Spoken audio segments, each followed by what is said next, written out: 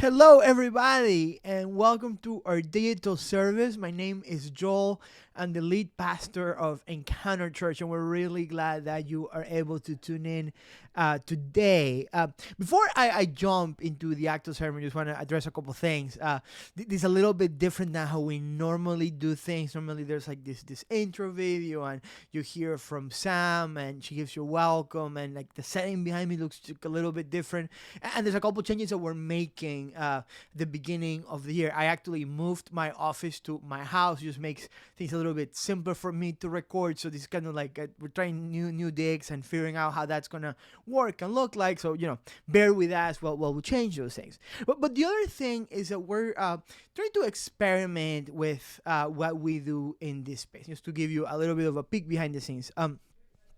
When the pandemic hit and all churches had to go online and start doing things digitally, we needed to figure out what to do. And we are a very small congregation. We don't have like a ton of resources or money like to do like recording studios and whatnot. So we had to get very creative. Thankfully, a good friend of mine, this incredible videographer who helped us figure things out. He would set up, bring his gear and set up and help us record. And we're really grateful because of all the stuff that we're able to do at the peak of the pandemic. We're recording worship specifically for this. Was great. And last year around February, when we started meeting back in person, we kind of like scaled things down a little bit, honestly, mostly because producing content like this, is expensive, and we're kind of like didn't have all the resources to do it, but also it's very time consuming. So we kind of like adjusted it. We figured out how I could record kind of like by myself. So I'm kind of able to run all the, technical stuff here. And we had all this, old worship that we had recorded during the pandemic, and my friends still help us kind of like put that together, and that's what we've been doing the last few months. And as a year starts, there's two things that we're trying to do. One is we would love to continue encouraging people to be able to gather back in person and start worshiping together. We are moving back to our old location, hopefully this weekend, with weather permitting. We still trying to monitor that, but at the same time, reconnect as a community, and there's an element of like being there in person that matters. At the same time, as I say that, last couple weeks we haven't been able to meet because of Omicron. There's a possibility we actually won't be able to have in-person church this weekend because of the coming snowstorm, and which that means is that there's a value to this. There's some of you that this is how you connect to Encounter. Maybe you lived in a different state, or maybe because of your work schedule you can come, and this matters to you. So we're trying to kind of like within the resources that we have, provide something that's helpful to you. And one of the things, for example, like, okay, what are the things that actually matter to you, and how can these help your spiritual walk? And we've realized it's a couple things that are happening. There's some people that kind of like the main thing that you're tuning in for is the sermon, and that's not to say that it's more important than other elements of worship, but for you kind of like there's people that it's hard to like worship by staring at a screen. Maybe you're the type of person that if you're not in person worshiping, maybe you can put on headphones and worship, or like listen to worship music while you run, or sing to God in the morning, whatever. And the time of Sunday you might kind of like more learn or hear from God, and that's valid. I understand that, but there's some of you though that this is your main worship experience in the week, that for whatever reason you can gather together, and a lot of times you've probably noticed, like, we use the catalog of songs that we had from when we were in the pandemic recording music, and just we don't have the resources right now to keep putting out new music week after week after week. And we also, it's really hard for us right now to just live stream our services. So I've been thinking for the last week, how can we make this a different type of space? So I'm experimenting. I have some ideas in my mind of maybe turning this space into like continue having this sermon. You always have this. Maybe provide you like a worship guide. So like if you really, this is like your worship time, it will guide you through things to read, or songs to listen, or prayers to pray, while connecting that to a sermon that you listen to. If you're the type of person that all you kind of like want to hear is a sermon, then that will continue to be available to you. All that is to say, bear with us in the next few weeks as we start trying to figure this out and see how we can make it serve you better. So, and if you have questions or if you have comments, suggestions, put that in the comment box, send us a message, and we'd love to hear from you and see what this space can be. With that, I want to jump into today's sermon. We've been going through this series on the life of Jesus. We're calling it Jesus, the One and Only. And we're just looking at, like, bit by bit, every story of the life of Jesus, trying to put it in somewhat of a chronological order. So, we started with the prophecies about Jesus. We looked at the Christmas story.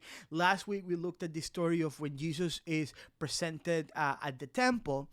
And today, we're going to look at a story that you might be very, very familiar with, and that a lot of times in our minds, because of pop culture, honestly, like, we think we place it together with the birth of Jesus, and that's a story of the visit of the Magi, or the visit of the wise men. And you think of any nativity scene that you see, a lot of things during the Christmas season, you see, the three wise men bringing gifts to Jesus. And, in our mind, that happens like when Jesus is born. But the reality is that from what we see in the text and from what we know of history, chances are that happened after, maybe days, maybe months, maybe even years after Jesus had been born. It's just kind of like compressed in the gospel story, so it seems like it's happening right away. And if you probably grew up in like a liturgical tradition of some sort, you also know that like the church has like this specific day to celebrate. It's January 6th. It's Three Kings Day. In Latin America, we call that El Dia De Reyes. And it's a big deal. We used to meet at the Gala Theater. Was one of the first occasions we met as a church in Washington, D.C. And the Gala Theater has this annual Three Kings Day celebration for children in the neighborhood. So we couldn't meet the first Sunday of the year because we had the celebration. One year they asked me to participate. I got to be one of the three kings. It was a ton of fun, right? So this is, in certain traditions, like this big deal. Now, you notice we're not on January 6th. We're a few, couple weeks after that. And the reason why we're only kind of like getting to the text now is because we are trying to hit every single story in the Sundays that either we're meeting or we're having online church. So that's kind of, we're looking at that story today. So with all that said, let me read you the passage of the story, and then we'll kind of like jump into what I want to talk about today. So Matthew chapter 2, and starts on verse 1. After Jesus was born in Bethlehem in Judea during the time of King Herod, Magi from the east came to Jerusalem and asked, "Where is the one who has been born King of the Jews? We saw his star when it rose and have come to worship him." When King Herod heard this, he was disturbed, and all Jerusalem with him. When he had called together all the people's chief priests and teachers of the law, he asked them where the Messiah was to be born. "In Bethlehem in Judea," they replied, "for this is what the prophet has written. But you, Bethlehem, in the land of Judah, are by no means least among the rulers of Judah. For out of you will come a ruler who will shepherd my people Israel." Then Herod called the Magi secretly and found out from them the exact time the star had appeared. He sent them to Bethlehem and said, "Go and search carefully for the child. As soon as you find him, report to me, so that I too may go and worship him." After they heard the king, they went on their way, and the star they had seen when it rose went ahead of them until it stopped over the place where the child was.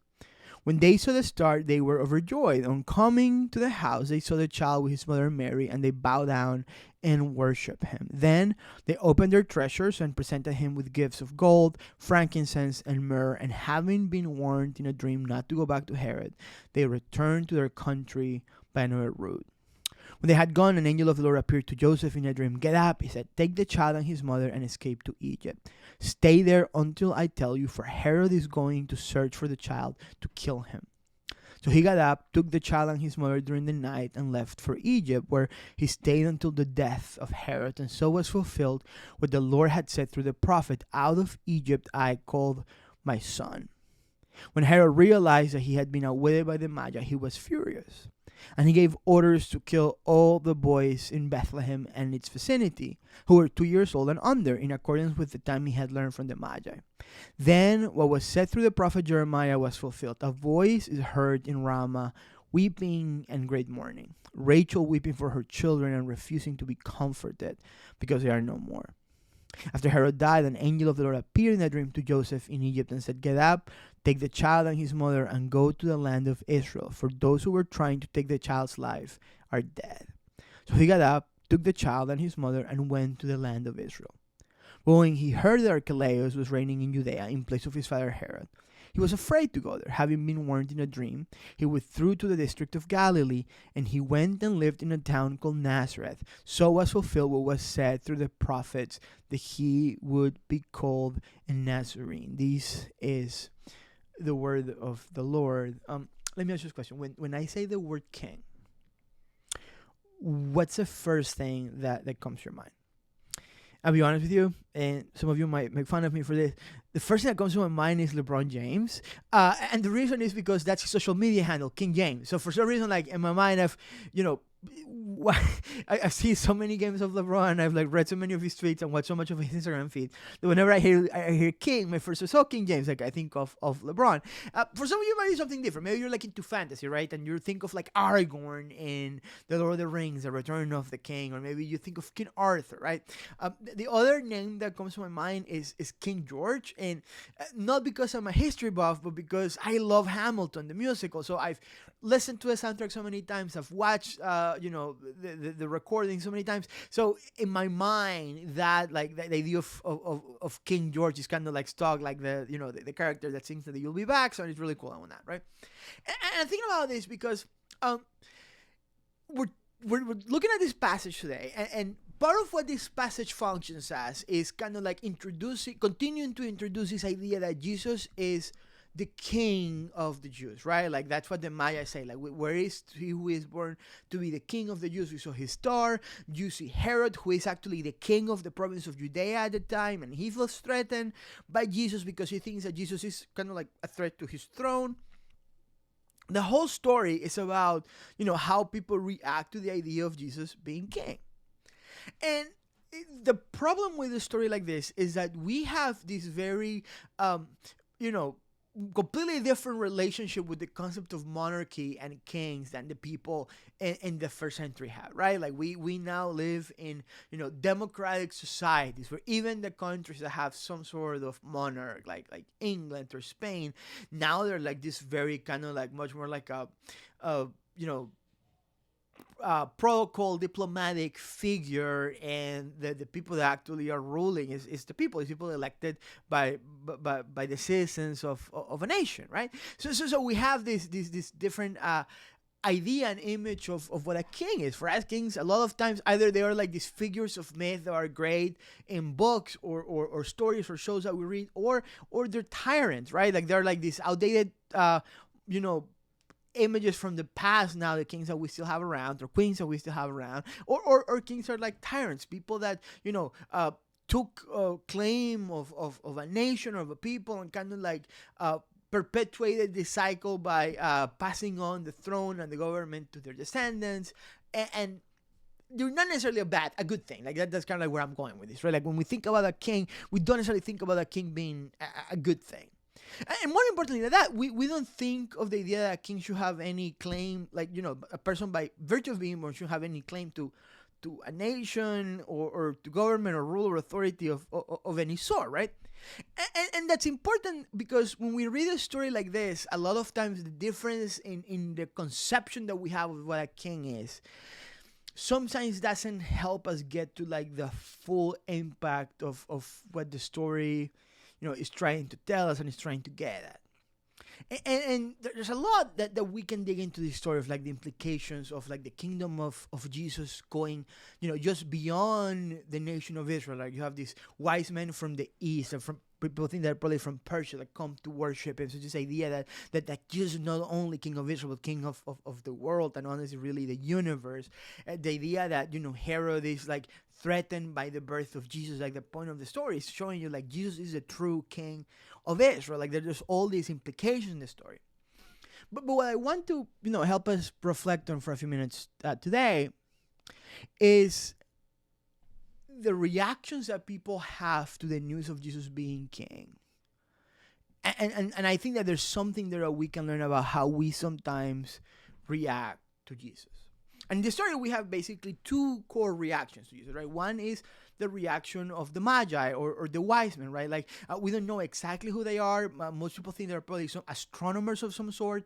And, we know that they come from the east. People think it's Persia. And the idea is that when the people of Israel were in exile in Babylon, they brought with them all of the stories and the prophecies about the Messiah, and those stories kind of like, were introduced to that region and that area, and that's the tradition from where the wise men hear about the birth of Jesus, right?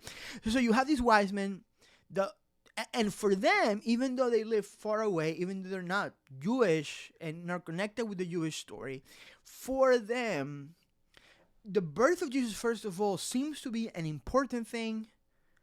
And honestly, it seems to be a good thing, right? Like, they're celebrating this. They're coming. They're making this months-long trek.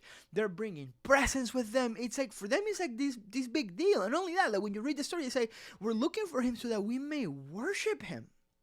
Somehow, these wise men from another part of the world hear about the birth of Jesus and say, there is something about this baby that is being born that affects our lives. And affects our lives enough that we're going to come, bring these presents, and we're going to worship. On the other end, you have Herod, right? And Herod this time is king of the province of Judea. And just kind of like to give you like a understanding of what's going on, you would say, well, wasn't Israel at that time occupied by the Roman Empire? Yes, it was. But the way the Roman Empire worked, particularly like these outer provinces from the main, the capital city of Rome, was that for the most part, they kind of like just let things continue working the way they were working. So there were local forms of government. They let that continue, but basically they charge taxes for offering protection basically from themselves, right? So they would set up an army and a military base, have some sort of like governor representing the emperor in the region, and it was basically like, pay us taxes so our army doesn't come and, kill everybody. But for the most part, there were like, symbolic figures and governors and rulers that kind of like took care of the day-to-day stuff. Herod was like that. Herod was the king of the province of Judea. He wasn't actually, Jewish himself. He actually marries into the Jewish bloodline, and he, because of his business acumen and because he sides with Rome in this important battle, he kind of like finagles his way into becoming king of Judea. So Herod, as it is, doesn't have this super full like legitimate claim to the throne. And all of a sudden, he's hearing about this baby that's being born, and he feels threatened by it. He feels like he doesn't care whether this baby is a Messiah or not. This baby kind of like is a danger to him of some sorts. And what we see that he does in the story is that he tries to kill Jesus. Not only does he try to kill Jesus in his, thirst for ending any sort of, threat to his power, he ends up massacring all these babies and killing them. That's his reaction. These two very significantly opposed and different reactions to the same news. We've lived in DC through two presidential elections, right? from two different parties that came into power, and one of the things that I remember is how different the reaction in the city was to each either party coming into power. And also, because I have, friends from all over the country and from all over the political persuasion spectrum, of seeing how different people reacted to the same news. Like, the same person became president, the same party came into power, and, there was a group of people for whom this was great and they were celebrating, this is awesome. And for some people, like, they're worried and they're sad, they're angry, like all these, counter emotions. And I'm not making an equivalency between the two parties or between this story and the story that we read today. But what I want you to see is that, like, the same person coming into power can mean good news for some people and can mean bad news for some people, whether that is because all of a sudden you're in danger because of the policies that this person might enact. It might be because all of a sudden you had something to lose or something to gain because you line up with this person or who it is. You see what I'm saying? Like, that phenomenon of like somebody coming into power or somebody being the heir to a throne can be good news for some people and it can be bad news for some people. And for Herod, the birth of Jesus is bad news. And the reason why is bad news is because right now he is the king of the Jews, right? Like he is the king of the province of Judea. He does not want anybody to threaten that role, to threaten his power. And Herod sees Jesus as a threat. And the reason why he sees Jesus as a threat is because he is saying, if Jesus' claim is legitimate, if Jesus is truly the Messiah, if Jesus is truly, the promised king of the Jews, Herod is sitting on the throne that belongs to Jesus. Now, we're neither Magi from the east and we're not Herod, right?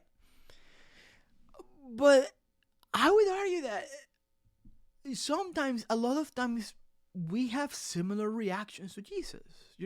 For some people, the idea of God putting an end to the brokenness and the sinfulness of the world sounds like great news, right? For some people, it doesn't sound like good news. It sounds like bad news for a number of reasons. I would argue that sometimes the same person in certain areas of our lives, Jesus is good news, and sometimes Jesus also can be felt or experienced as a threat, right? And at the core of that, I think, is probably something similar to what's going on in Herod. Herod wants to continue being the king. And a lot of times, this idea of Jesus being king, of Jesus demanding allegiance, of Jesus demanding our obedience and our loyalty and our love, it can feel threatening. Because at the core, we want to continue being kings and queens of our own lives. We want to continue ruling. And this is the part where this massive story of Jesus becomes personal, right? Because in the story, part of what the story is doing is trying to show, okay, Jesus is the king of everything, right? He's not only the king of Israel, but the Magi are coming from the east bringing presents. They also see him as king. Jesus is king of the world, and really, honestly, of the universe. When Jesus resurrects, one of the things that he says to his disciples is, all authority is given to me. Like, Jesus is the king. At the same way, this is a personal story, right? Like, we see these specific people making the trek, bringing presents, worshiping. We see Herod, this man that feels threatened by the news of this other king, and in his heart filled with jealousy and fear and insecurity, he mounts his campaign to try to kill Jesus and assassinate Jesus, and ends up murdering all these other innocent children. These are very personal reactions to personal news. And part of what the story is doing is showing that on one side, Jesus is king of everything, king of the universe. But if Jesus is king of the universe, if Jesus is the true king of Israel, he is also meant to be our king and our Lord. Jesus is king of the world, king of the universe, king of Israel. He's also meant to be, he's also announcing himself to be my king and my Lord at the micro, personal, individual level. And what this means for us as Christians, as followers of Jesus, is that we need to see Jesus precisely as that, precisely as king, precisely as Lord. When we talk about Jesus as the Lord, it's not only a title that we give him for the sake of it. It's not like an empty thing, an empty word. It means that we see, or we claim to see, Jesus as our Lord. And it's a problem. That concept is very hard for us to connect to in today's society. Because it sounds, honestly, kind of weird. It sounds kind of cultish. It sounds just strange, right? Like, because under that claim, incredible, terrible, horrible things have been done throughout history, right? Under that claim that Jesus is king, Jesus is Lord, lands have been, militarily conquered. People have been enslaved. Territories have been occupied. Ethnic cleansings have happened. Like the stuff that has been done in the name of Jesus being king is awful. And what happens in today's society, particularly when we're so polarized and where, Christians sometimes are seen as almost like these bad actors, the idea of somebody saying Jesus is king, it sounds kind of weird. And it might sound like toxic, and it might sound, imperialistic. Like, there's so many different ways in which you can hear the idea and like reject or be afraid of it. And what I say today is like, I get that. Like, I understand how you feel like that. And part of the problem is because the things that have been done on the name of Jesus being king are wrong. And Jesus is not behind them. Jesus was never behind them. And everything that was in the Bible about who Jesus is shows that Jesus does not support so much of the atrocities that were committed and done in his name. And that's something that we should reject and we should be against and we should proclaim against. And that's a good thing, right? Like that we see now how terrible and wrong these things were. On the other end, though, part of the problem is that read through the New Testament and read the interactions of anybody that's reacted to Jesus, whether people that have followed Jesus and worshipped him and done things for him, or people that have rejected him and, killed him, right? On both ends of the spectrum, at the core of what motivates those reactions to Jesus is how people feel about Jesus being king. And it's people either worshiping him and following him and submitting to him and seeing him as king, or people that are threatened or scared by that claim that reject him and ultimately end up killing him. And that tells us something. And what I think that tells us is that, well, Jesus is king. The Bible is kind of like very clear on that Jesus comes to show himself as king. Now, we talked about this a couple of weeks ago. Jesus is a different type of king. It's a king that doesn't seek to oppress. It's a king that doesn't force himself on other people. It's a king that comes to give life and to love. And it's a king that comes to sacrifice and serve. Like, it's a completely different conception of how power dynamics work and how power ought to be used for the sake of others that Jesus comes to introduce. If you want to just go back into our archives a couple weeks ago, you can listen to that talk. So I don't want to like dig back into that. But so that's one element, right? Like, Jesus is king, but he's a different type of king. But at the same time, even though Jesus is a different type of king, the question remains, how do we react to Jesus' claim that he ought to be our king? Can we get past all of our current conceptions of power dynamics? Can we get past all of the terrible things that we've seen done in the name of Jesus? And can we be honest with ourselves for a second?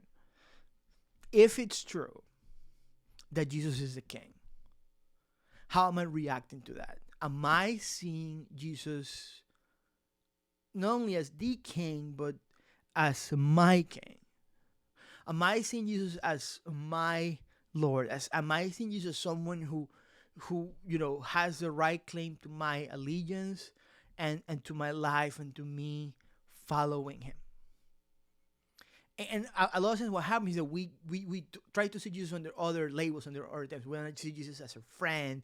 We want to see Jesus as our savior. We want to see Jesus, as our elder brother, as our comforter, like all these elements. And all those things are important, and all those things are elements of the life of Jesus. But part of what this story is saying is like, above all these claims is the claim that Jesus is king.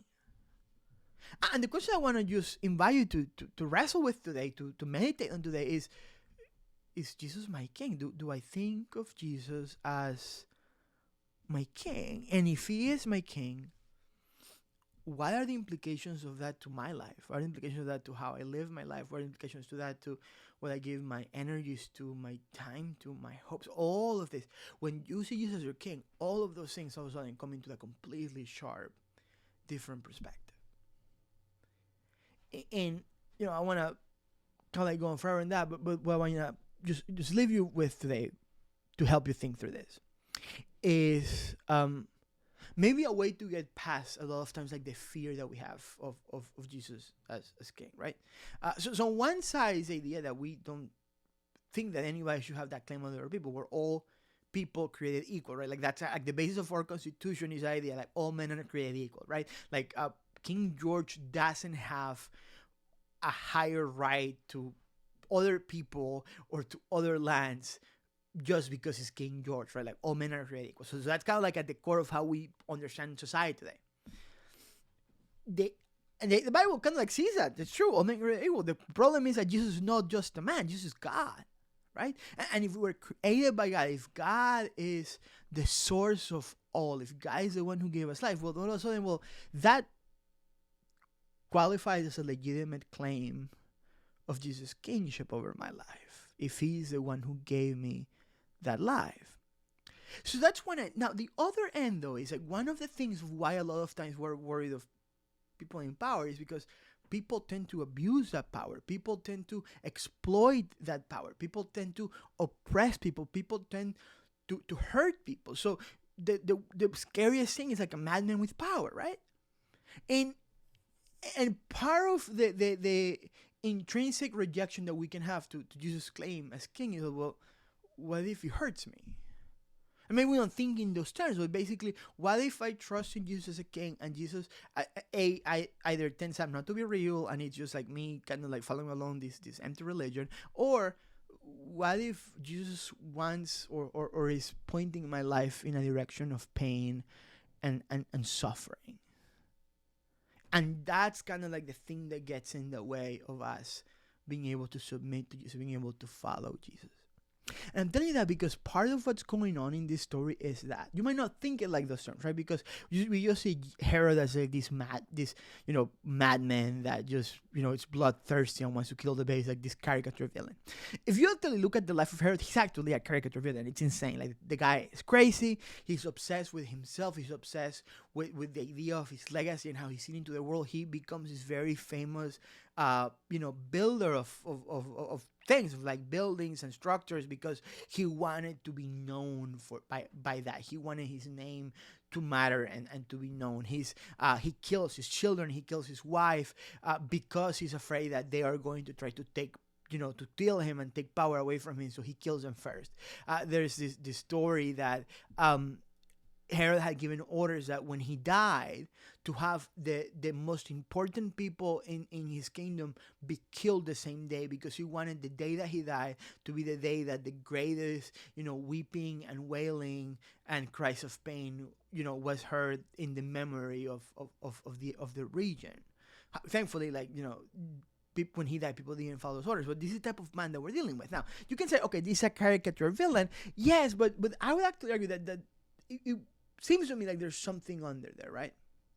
That Herod is not only just obsessed with the throne of Israel for the sake of the throne of Israel. He's obsessed with the throne of Israel because of all the things that the throne gives him. It gives him wealth. It gives him power. It gives him the capacity to, create this legacy and this image for himself.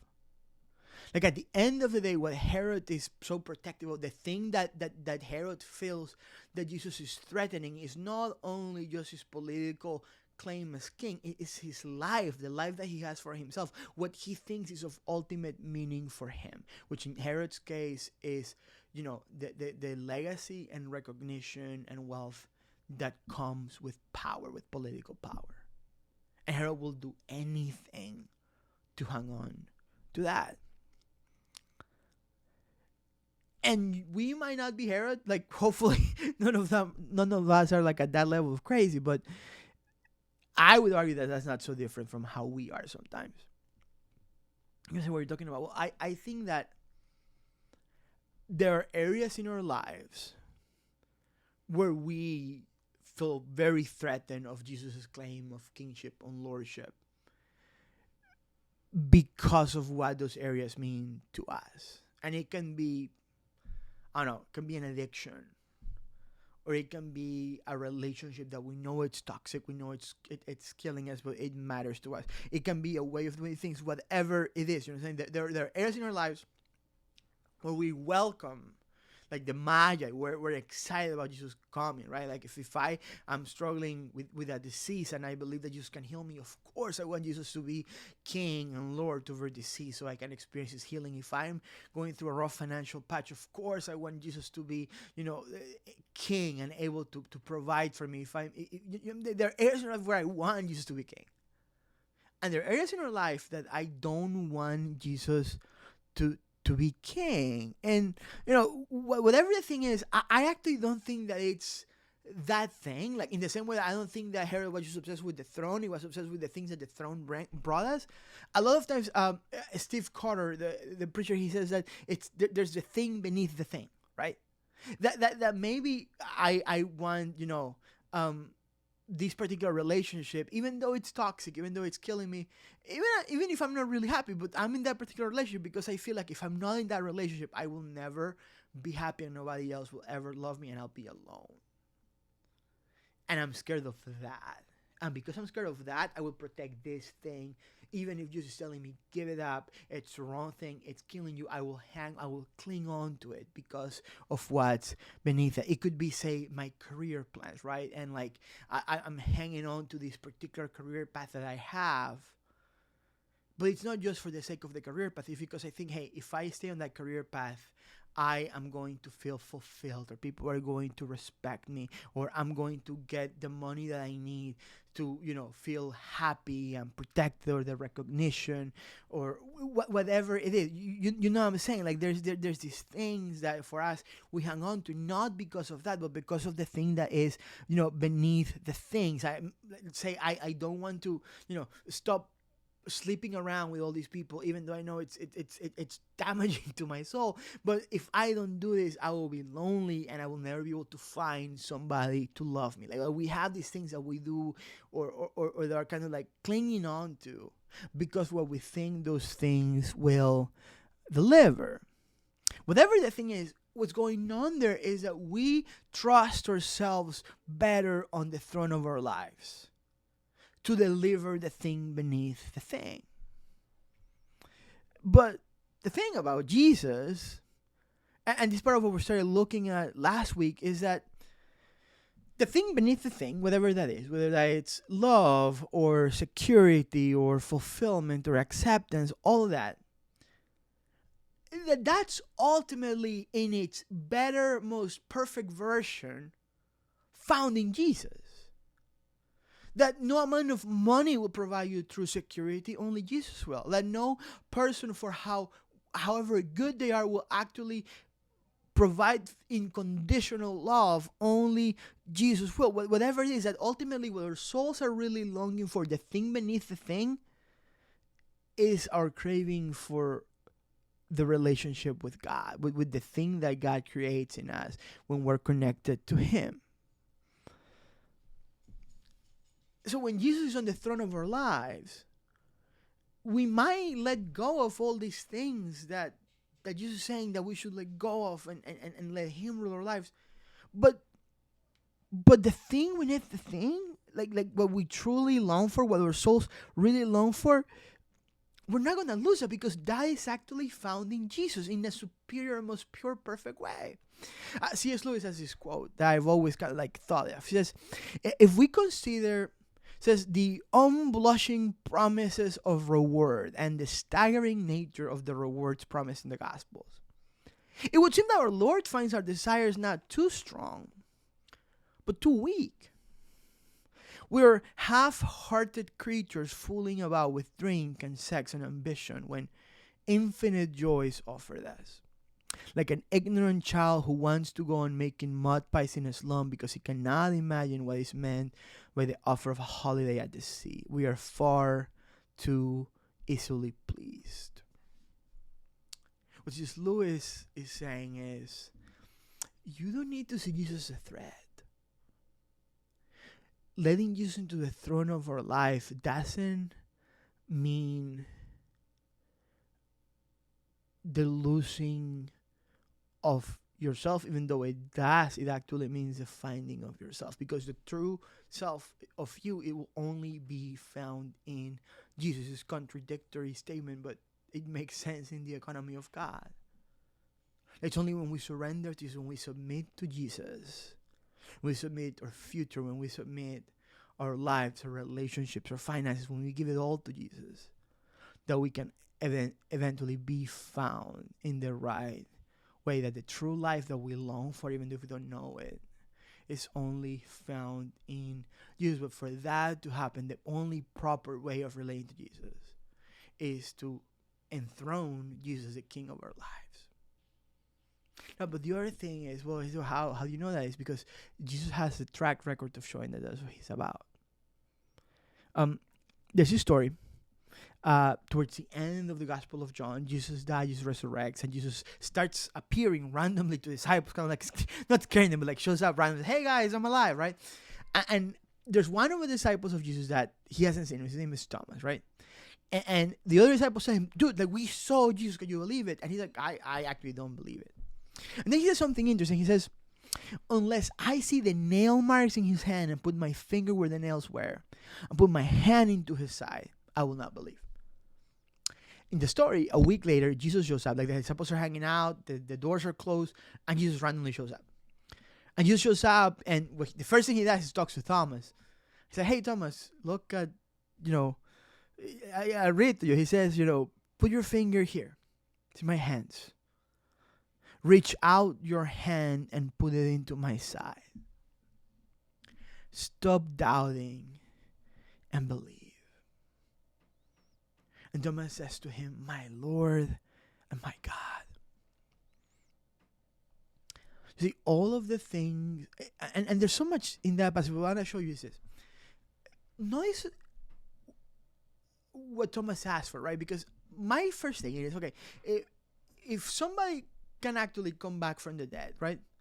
He's probably not going to have the wounds that got him there. Like, if he's now not dead, somehow, like, chances are that those wounds are healed, right? Like, and even more than that, like, I would want to see evidence of the person's power. Like, I want to, okay, show me how you beat death.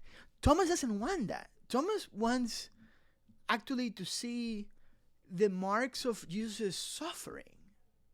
It's talking about some of the most painful wounds that Jesus experiences, right? Like the piercing of his hand, the piercing of his side. And it's, fascinating. And maybe I'm reading too much into the story. But I actually don't think I am. That why does he want to see the marks of the suffering of Jesus? And I think that it's almost as if he's trying to say, for me to trust that this guy is Jesus, I want to see the evidence that he was the same guy who suffered. The Jesus that went all the way to the cross. For Thomas,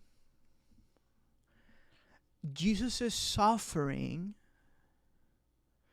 is the evidence of his trustworthiness. And what's incredible is that when he sees that, when he realizes this is the guy that suffered, this is the guy that died on the cross. And I wonder if for Thomas, all of these, conversations that he had with Jesus, that somehow whatever happened to Jesus was happening because of them, was happening for them, right? Like remember, the communion when Jesus is breaking this bread and says like, this is my body broken for you, and this is my blood poured out for you. If all of that is just rushing back into Thomas's memory, and Jesus shows up and says, put your fingers here, like, look, it's me. That's enough for Thomas to fall into his knees and say, my Lord and my God. Thomas can trust in Jesus because Jesus has shown Thomas the depth of his love for him. I'm trying to tell you is that is also true of us. That this Jesus that shows up claiming to be king is not a Jesus that shows up claiming to be king and trying to force his way into your house and force his way into your life and force his way into your relationships. This is Jesus comes to die for you. Like theologically speaking, do you know what's seen as the image of the enthronement of Jesus? It's his crucifixion. Like, think about it. Like, the whole image, Jesus is put on a crown of thorns that hurts his head, that makes him bleed. They put on a robe on him. They parade him through the city, and they put him in a piece of wood, except that it's not a throne, it's a cross. And like, if you read the stories, there's a sign above the cross that says, this is the King of the Jews, and then they lift him up. Crucified. That's how Jesus is presented as King of the world. Jesus is a king who can be trusted because he's all already shown to us the depth and the extent that he would go to save us. It's a king that can be trusted because he showed us that he loves us. Most kings conquer by violence and by force. Jesus doesn't do that. Jesus conquers, if you can use that word, with love, with sacrifice, with the giving of himself. And it's in that giving of himself that he invites you to give yourself to him and to trust him that your life is safe in his hands. So my invitation to you today is, are there areas in your life where Jesus is not king? And Jesus is not king because you're afraid of what happens if you trust Jesus with this. Like, if I trust, just throw something, right? Like, if I trust Jesus with this relationship, does that mean that I'm going to be lonely and nobody's going to love me because of that? If I trust Jesus with my finances, doesn't mean I'm going to be poor. If I trust Jesus with this, doesn't mean... What if you look at what Jesus is willing to do for you, and if you believe that this Jesus is alive, just trust him. And trusting means submitting ourselves to him. We can fight him or we can worship him. And my invitation to all of us this week is to worship him, to submit, to surrender, to trust. Because Jesus can be trusted. And because Jesus is the true, legitimate King of the universe, but also of our lives. Grace and peace. Before we close time, just wanted to mention a couple of things, right? Like, one is we're hoping in the next few weeks, hopefully this week we're able to meet. I'm not sure yet because of the weather. We're recording this before Sunday, so hopefully we're able to meet. And if not, then I'm glad that we're able to tune in and watch this online. But the second week of February 13th, it's literally like a year almost to the day, because it was February 14th when we started meeting in person at Park Rock Community Church. February 13th, we're back at our old office location on 3400 11th Street, and we're so excited to do that in the morning. So, like, we're actually back there now. We're meeting there now. But on February 13th, we're back to having morning service. And we're really excited for that. 10:30 a.m., the same time we used to meet. I would love for you to be able to join us for that. So, keep watching this space. We'll continue to have a digital service. It might look a little bit different from week to week until we really figure out how we're going to kind of like move forward in this area. But keep tuning in, and we'll keep, pulling along on this series. And I hope you have a great week. Grace and peace.